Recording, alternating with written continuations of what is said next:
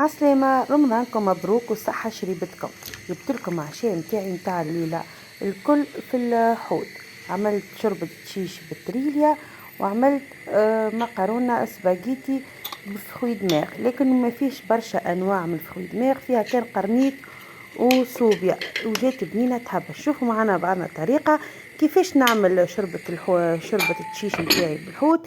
ناخذ الحوت باش نتفادى انه يجيني الشوك في الشوربة، نطيبه وحده في الماء ونفوحوه ملح فلفل أكحل كركم وفلفل أحمر، ونجي في معون آخر نبدأ نقلي شوية تابل أخضر كيما ريتو. التابل من المحابس اللي عندي في التراس قطعته مع شوية بصل، شوية كلافس مكنجلة مخبيتها من قبل هكيك تكون العملية أسهل، ما نقعدش كل مرة وأنا نقطع.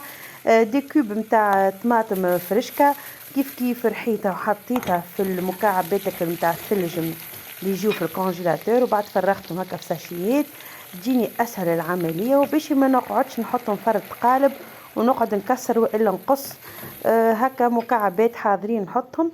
مرقت لهم شويه من المرق نتاع الحوت، زدتهم شويه طماطم حكه باش تعطيني اللون الغامق شويه، نخليهم يتقلاو على راحتهم على نار هاديه، ونبدا نمرق لهم ماك الماء نتاع الحوت. هنا نورمالمون نصفيه الماء، لكني انا الحوت ما غلاش برشا، يعني مازال شاد روحه ما سايبش الشوك نتاعو، هزيت من الفوق لفوق.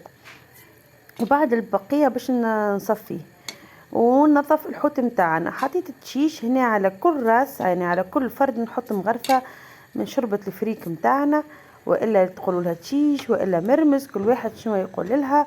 انا هنا شوربه فريك، هذايا الشعير المقلي ماهوش المفور.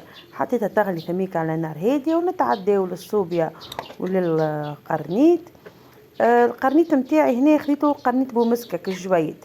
اذا كانش تاخذوا قرنيط خشين خليوه يتسمط وحده في الماء قبل، على خاطر الصوبيا تطيب فيه. اما كانش تاخذوا هكا جويد حطوا مع بعض وما يقلقش. فوحتهم كيف ملح فلفل اكحل كركم فلفل احمر وشويه زيت زيتونه، ونخليهم هكا يتقلاو. طون اللي مشيت رحيت لهم شويه طماطم مكعب، تقول انت شبيك عندك طماطم مكعبات هذيك المكنجله علاش مشيت ترحي لهم هذيك؟ قلت خلي، ما انا عندي خاطر زاده شاريه طماطم للسلطه، قلت خلي المكعبات هذوكم للشربات خلينا نرحي لها هذه طماطم بالوقت. والطماطم حطيت معاها مغرفه متاع ماكله طماطم معجونه.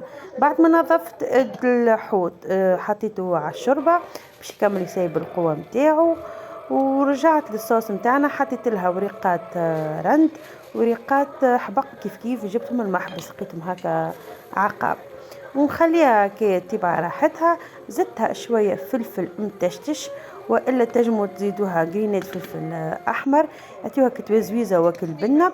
جيت للشوربه نتاعنا كي قريب باش تطيب حطيت لها الثوم، الصوص مقرونه كيف حطيت لها الثوم، اسمط السباجيتي ساي هذا عجبني جدا، وخرت شويه في التطيب. وذي السلطه وذي الحشو نتاع البريك نتاعنا.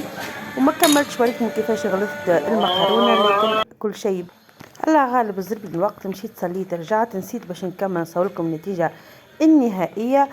سمطنا المكرونه غلفناها مع الصوص، الشوربه نتاعنا هذيك ديجا طابت وصلتها معكم للاخر. وهذه حشو بريك مع سلطه مشويه وسلطه خضراء وسلطه مفوره.